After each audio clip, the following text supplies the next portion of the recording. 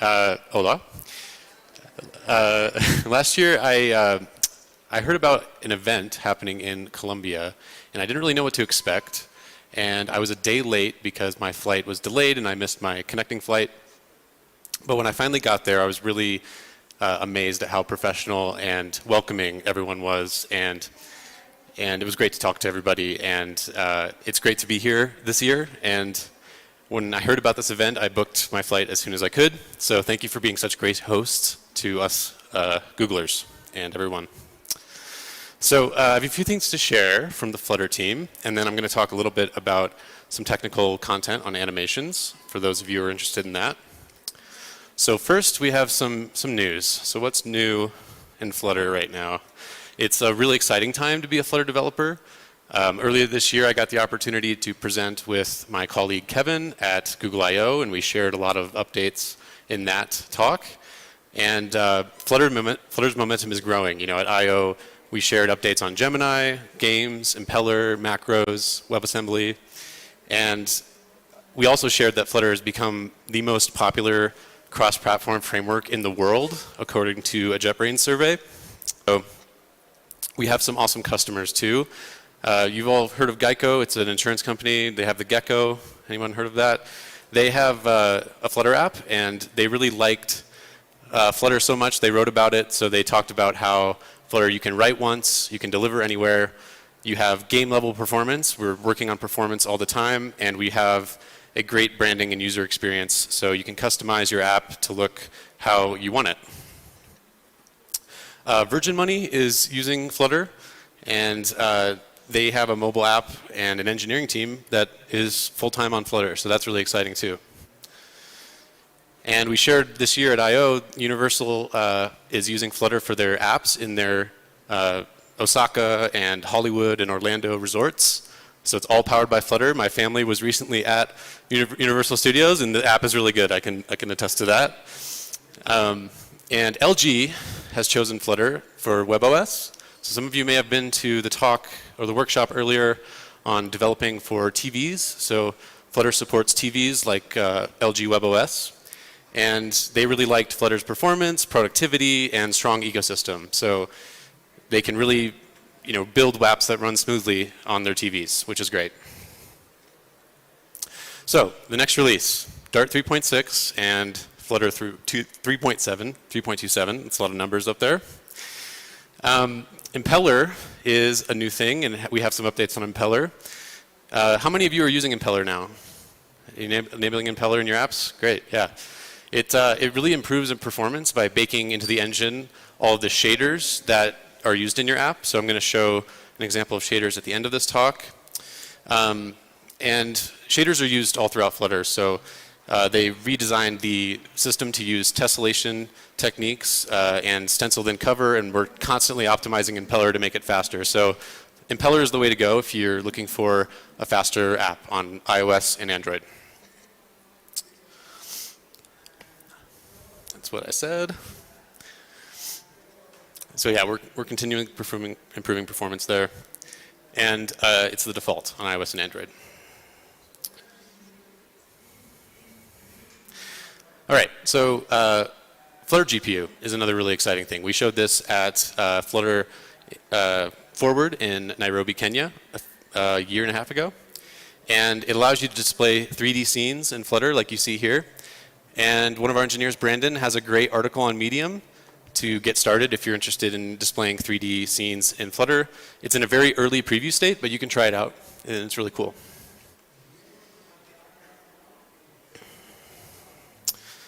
And if you're using a Flutter app on the web, you can compile it to WebAssembly for a big performance boost. This is what we showed at I/O. So with WebJS, it's about 4 times slower than native.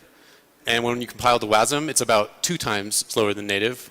So now we're really trying to get WASM as close to native as we can and really closing that final gap so that web apps are just as fast as native Android apps. And it's really easy to do that. So you can just add this flag to enable WASM for your Flutter apps. And also on the web, we have some updates. One of our engineers, David, has been working on multi-view for the web. So this is a screenshot of an app that has 3 Flutter views within it. and I'm going to show a demo of this in a second. But yeah, it lets you instantiate multiple Flutter views in a single web page. And you can pass like initial data to each view. So each of these views has a different color and a different ID here. So that lets you just control which view is being displayed and put it anywhere on the web page that you want. And this is brand new. We've improved emoji support. Yeah, someone is really excited about that. I was excited about that. This is coming out in the next release. So what we did here, so we made Noto color emojis available by default, and we made them faster.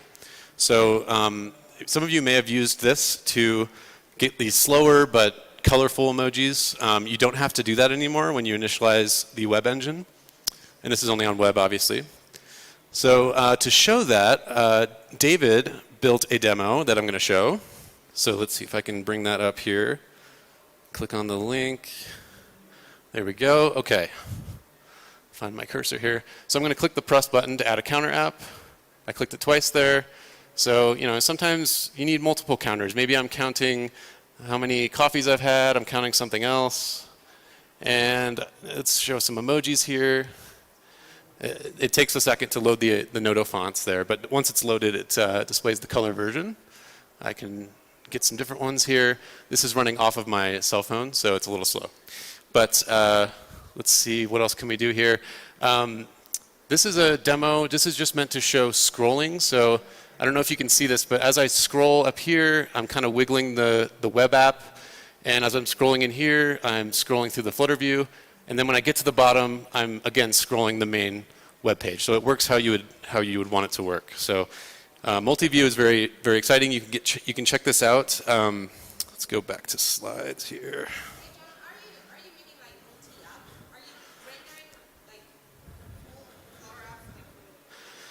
Yeah, yeah.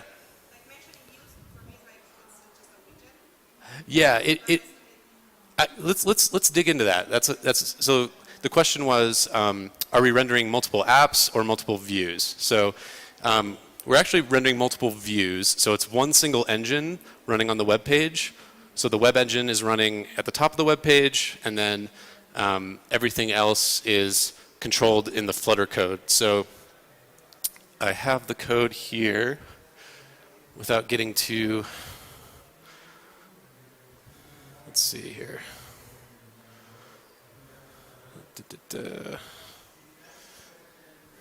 You know what? Let's go back to slides. I will show a demo. If anyone wants to come up to me after the talk, I'll show a demo of this and kind of show the code. So let's keep going here. All right. So if you use Flutter on the web, you know that there were previously 3 renderers. So in the current release, there's 3 renderers. There are now 2 renderers. So what do I mean by that? Well, the traditional one that we've been getting feedback on and working on is Canvas Kit. Canvas Kit is Skia compiled to WASM, and we use that for Flutter, and we've been using it, and it's a stable way to ship Flutter web apps. There is a new version that is our own version that is faster. So it is our own version of Skia compiled to WASM, and it uses web workers in a similar way on mobile. So you have a main thread and a raster thread that's actually drawing the UI. So we can get a big performance boost with this. So you can try this out now in the next version. And the web renderer, in the current version I should say, the web renderer HTML flag is now deprecated. So you'll get a warning when you use this flag in the new version, and then it's going to go away. And you can read more about that here at this link. All right, so that's updates from the web team. And by the way, the demo that I showed is running in WASM. So I should just point that out. So multi-view works with WASM. So let's talk about macros. So macros let you operate on your code as data. There was a talk yesterday on macros. If you didn't have a chance to check that out, I can just give a quick overview. So you basically have an annotation here, like JSON codable. And you can click into the augmentation here. So you're operating on your code as data. So this JSON code is generated automatically behind the scenes. by reading your source code, and it's very fast. So this is called an augmentation library. So this class is augmenting the user class and adding some to JSON from JSON functions for you, so you don't have to write that by hand or use a separate build step.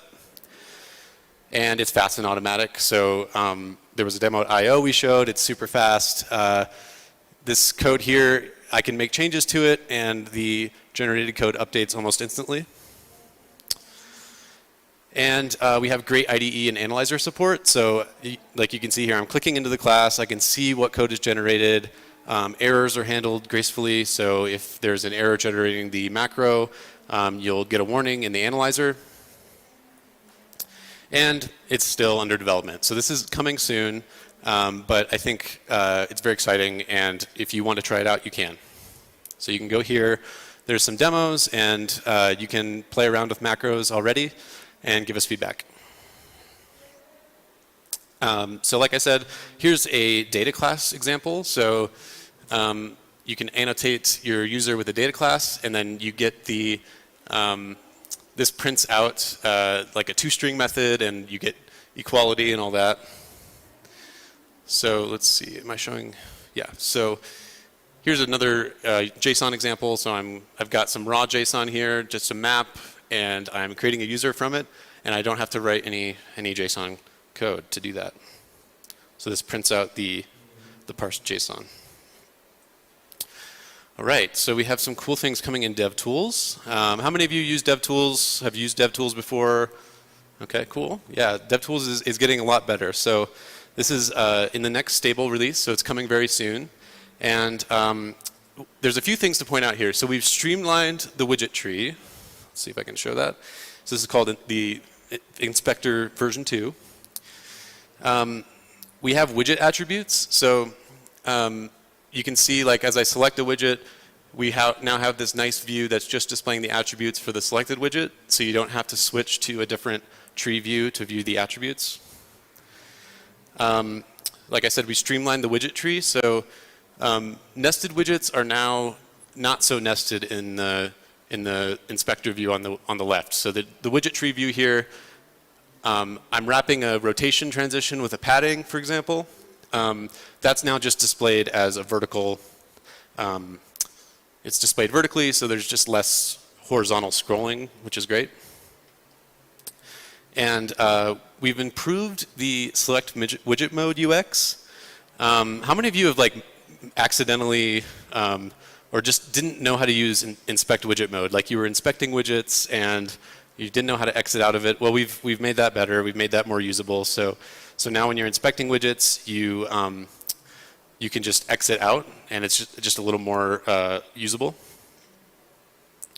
So we also are enabling WASM in DevTools. So we're using our own dog food here. We've switched all of our JSON or JS interop to enable WASM in DevTools, which is great.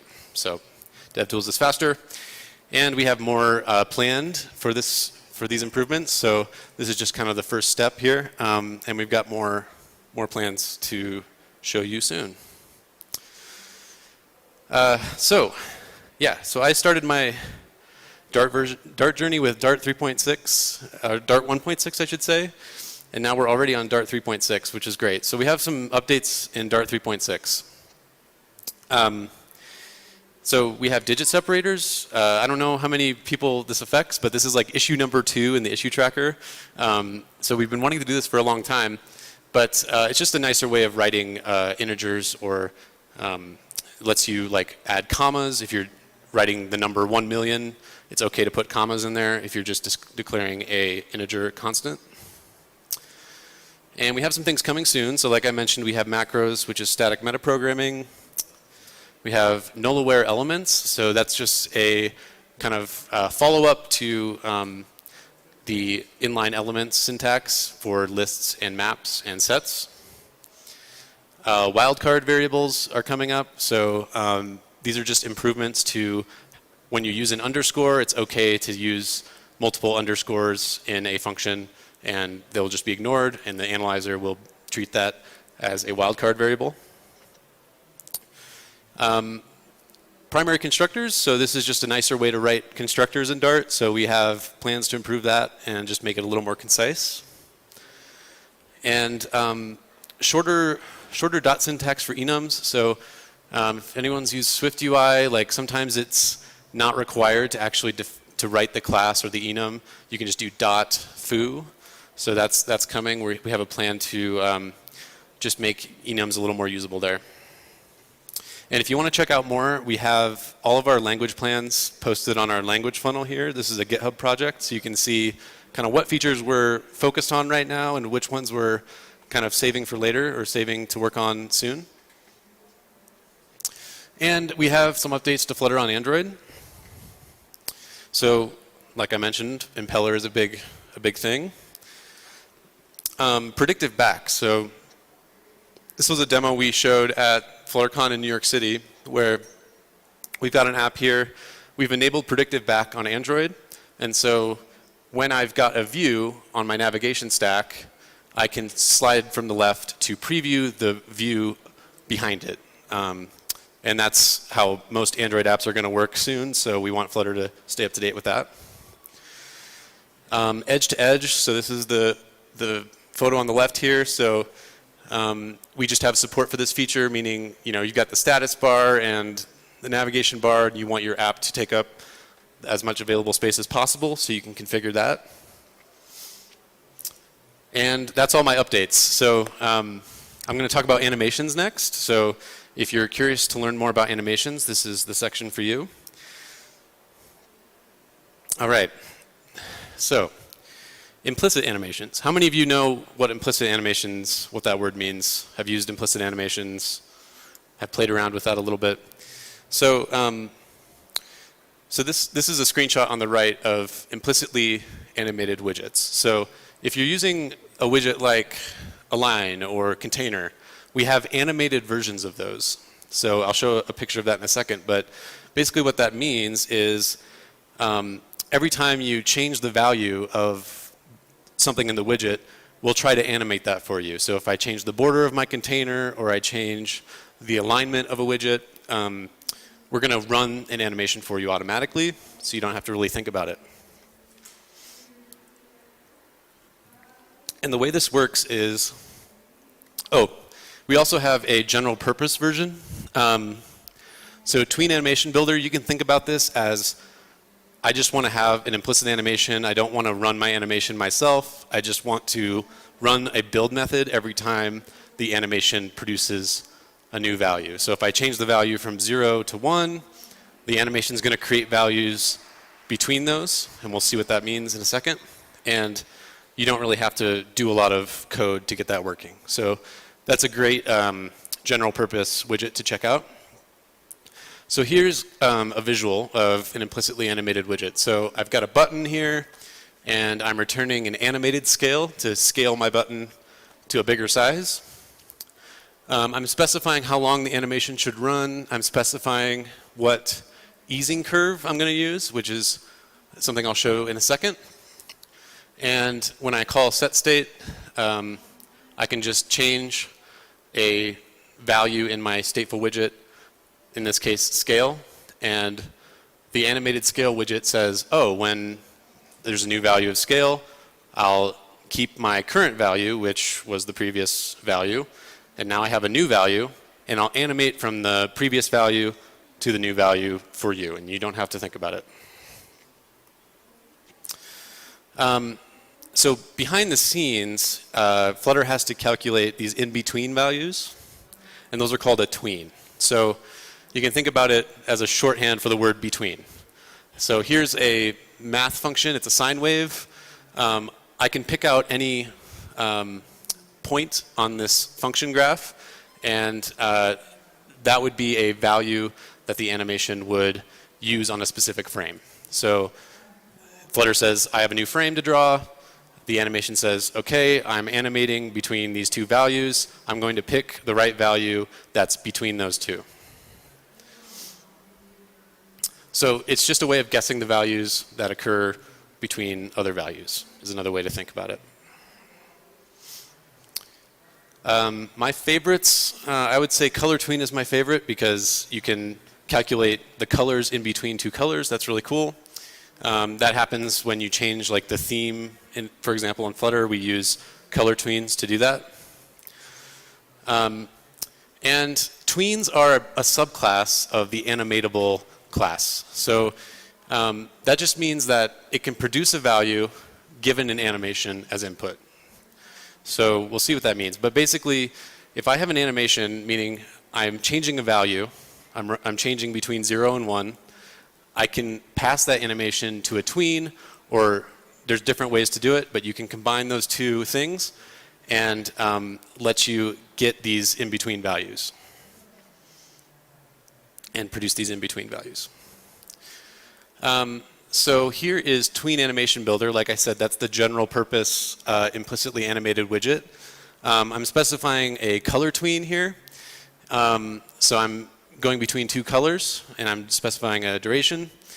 And why am I using a Tween Animation Builder to do this? Because, well, I could use an animated container, but what if I'm changing the color of an icon, or I'm changing the color of a shader, or something like that?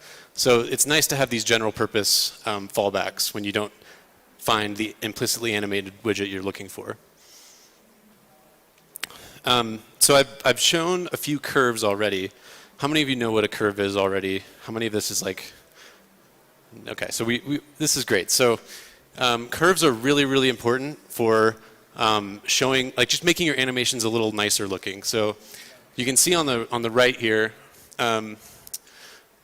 if I'm running a translation or a rotation, the curve will adjust the animation so that it looks a little nicer. It starts slow and it ends slow.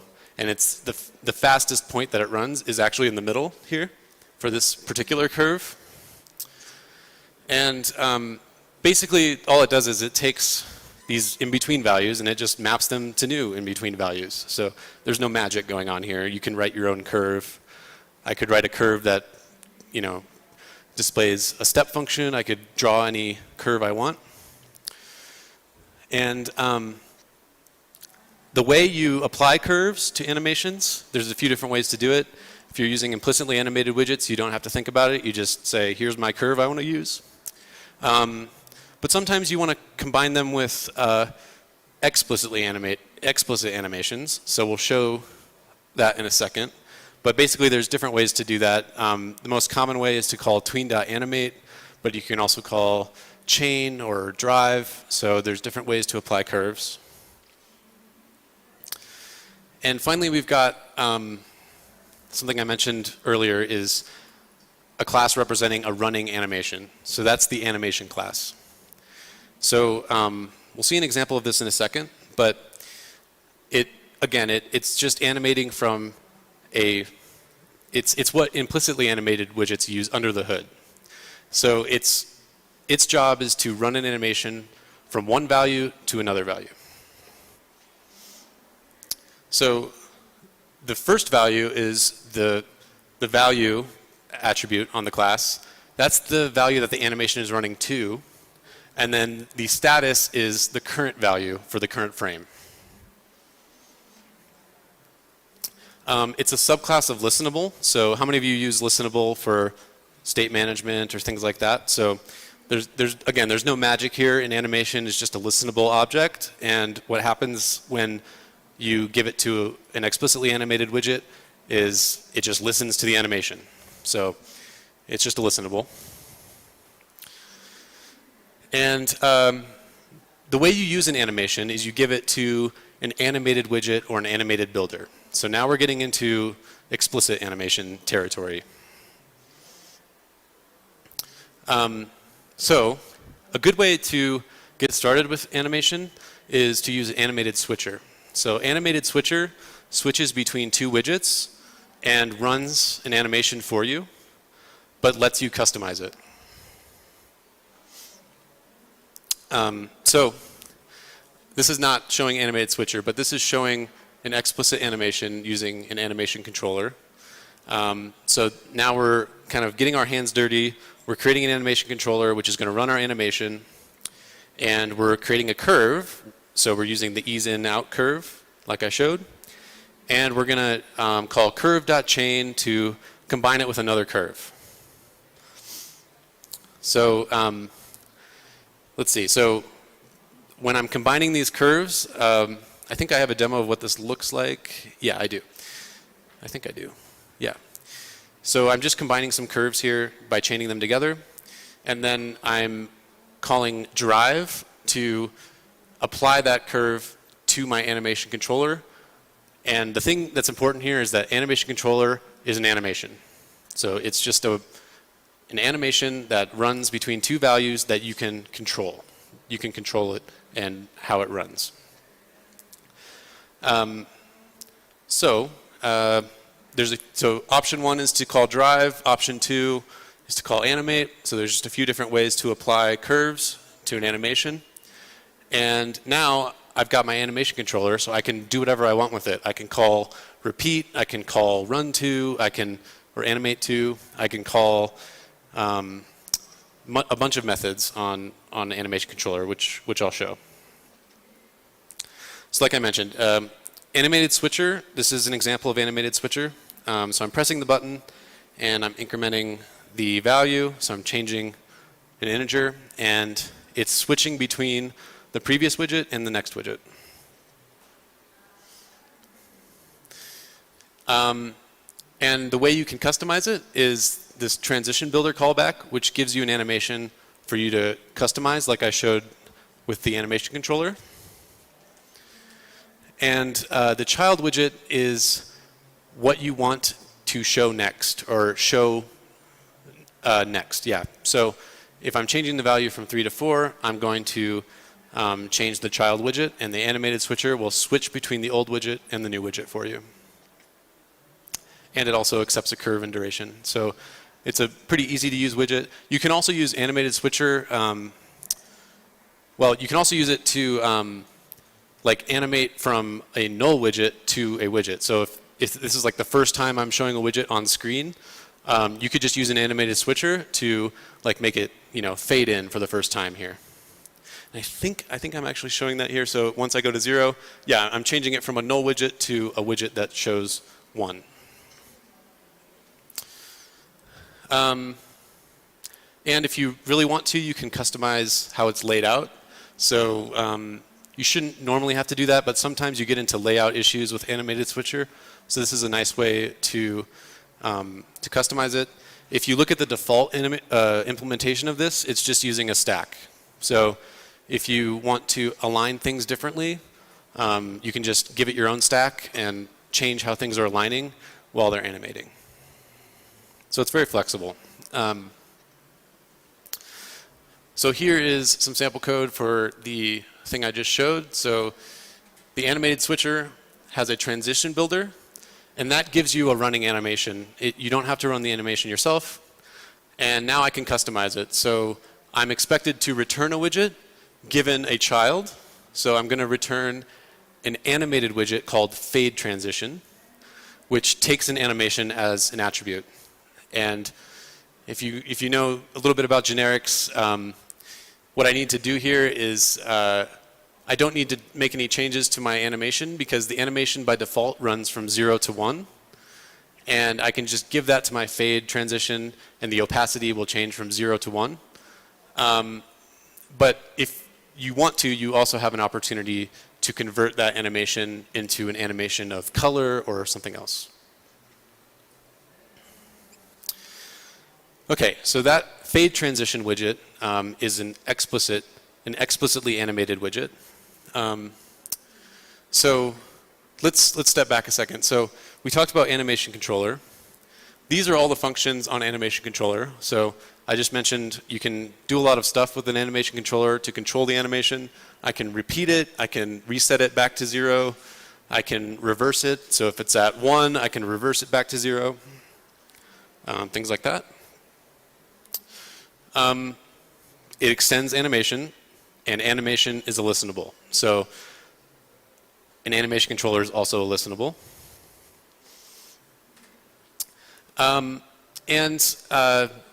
Like I said earlier, the primary way to use it is with subclasses of animated widget. like animated size, animated opacity, fade transition, things like that.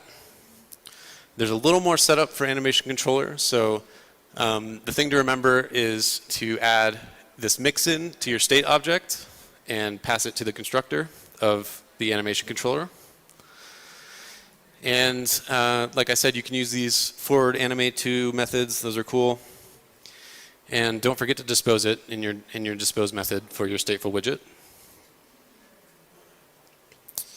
All right, so now we're getting into some fun stuff. So you can customize the animation that happens when you transition between pages. So you can use a page route builder to do this. And the page route builder gives you a page builder that lets you return the widget for the screen you want to show. So the transition builder parameter lets you wrap the child widget that you're going to display with an animated widget. And I'll show an example of this in a second. So there's actually two animations. So there's one for the incoming view and one for the outgoing view. So when you navigate in Flutter using the navigator, it's running two different animations for the previous screen and the new screen. Everybody cool with that? Yeah, okay, cool. So the page route builder has, like I said, two animations, the first one and the secondary animation. And I'm going to return my screen in the page builder.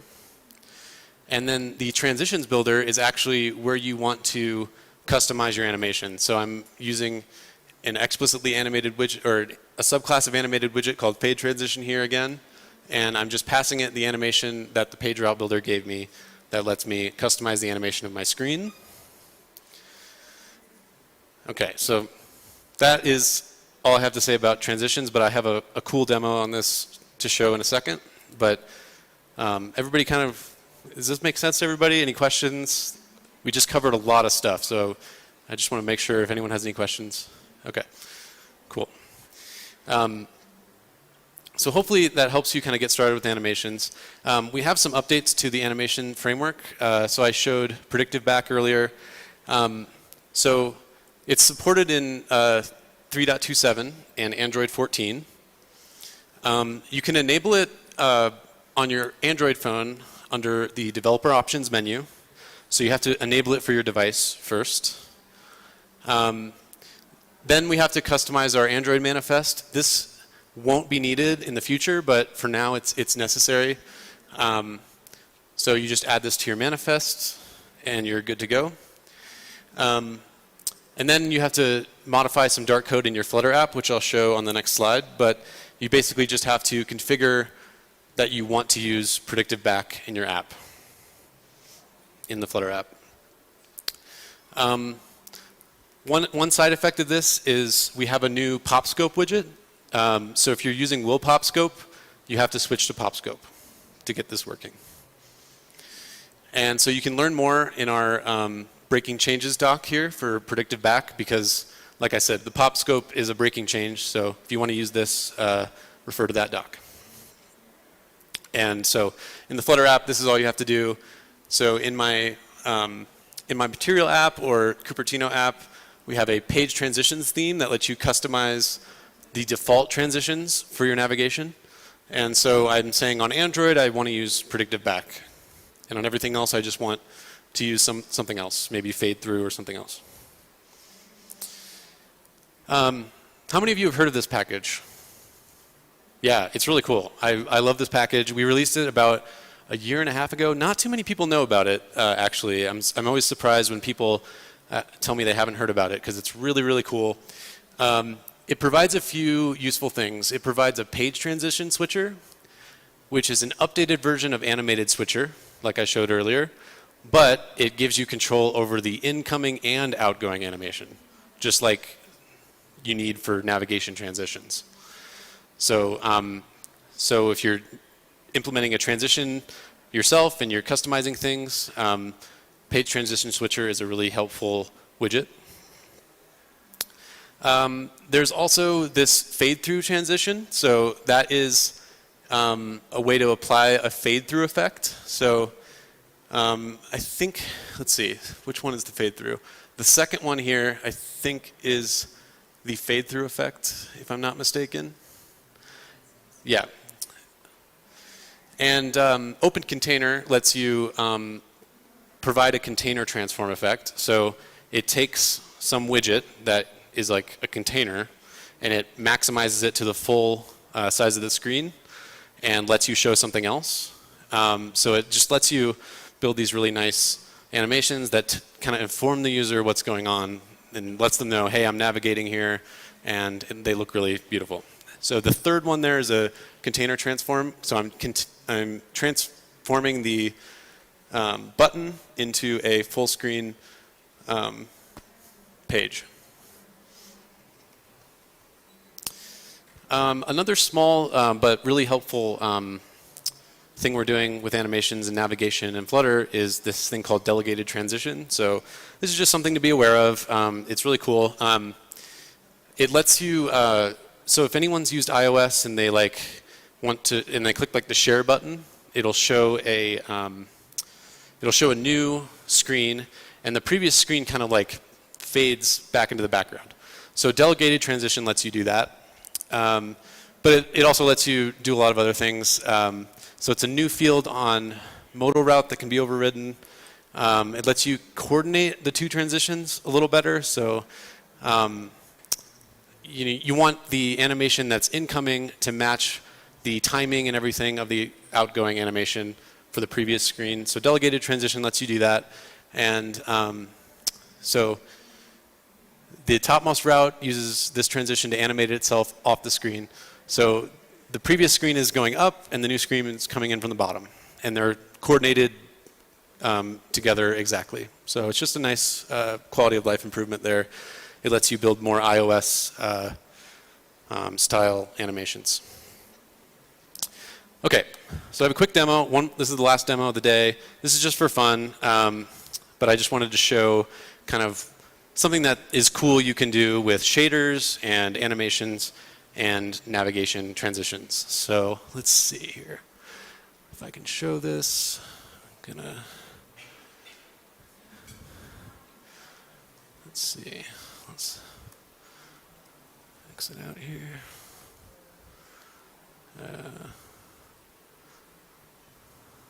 Let me, one second, everybody. I'm going to mirror my display.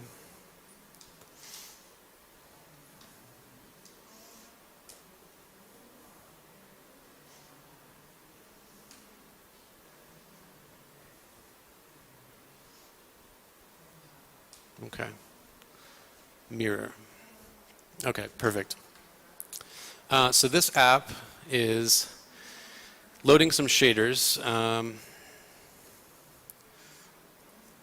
Sorry, guys. Let's just go presentation mode. So this app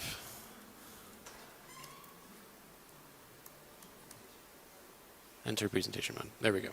Okay. So this app is loading some shaders. How many of you have used shaders before? I showed a shader last year. I like shaders a lot. Flutter has support for shaders. So a shader looks like something like this, and what this shader does is it takes a time, meaning that comes from the animation, so we can control how fast something runs, and it's controlling every pixel. So this program runs for every pixel on the screen. And so basically what that lets you do is something like this. Woo! So it's taking the new route, thank you. It's taking the old route and it's applying this shader by capturing a screenshot of the previous route, basically, and a screenshot of the image of the route, actually, and it knows for each pixel I'm going to apply this shader effect to show the next screen. So we've got a bunch of fun shader effects here. Woo. Pixels.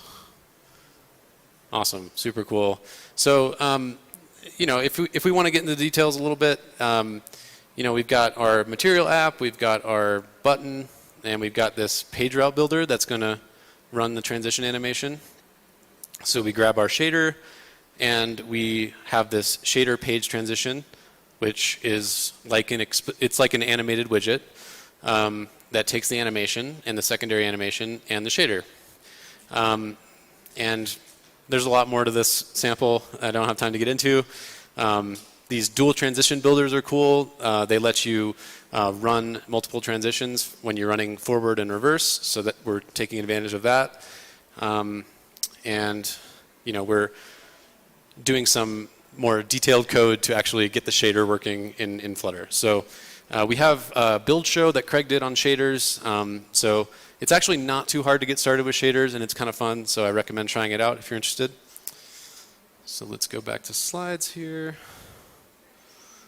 Where was I? All right. So that's our demo. We have a lot more resources on animation. So I wrote a code lab about a month and a half ago with Justin McCandless on animations. So everything we talked about here, you can really dive into the details and learn on your own. We have an introduction to animations article on flutter.dev. We have a Medium article with a deep dive. We have how to choose which animation widget is right for you. So if you're not sure if I need implicit, explicit, we've got an article on that. And I just want to say thank you, everyone, for coming to my talk and hosting me. And thank you. Yeah. Thanks.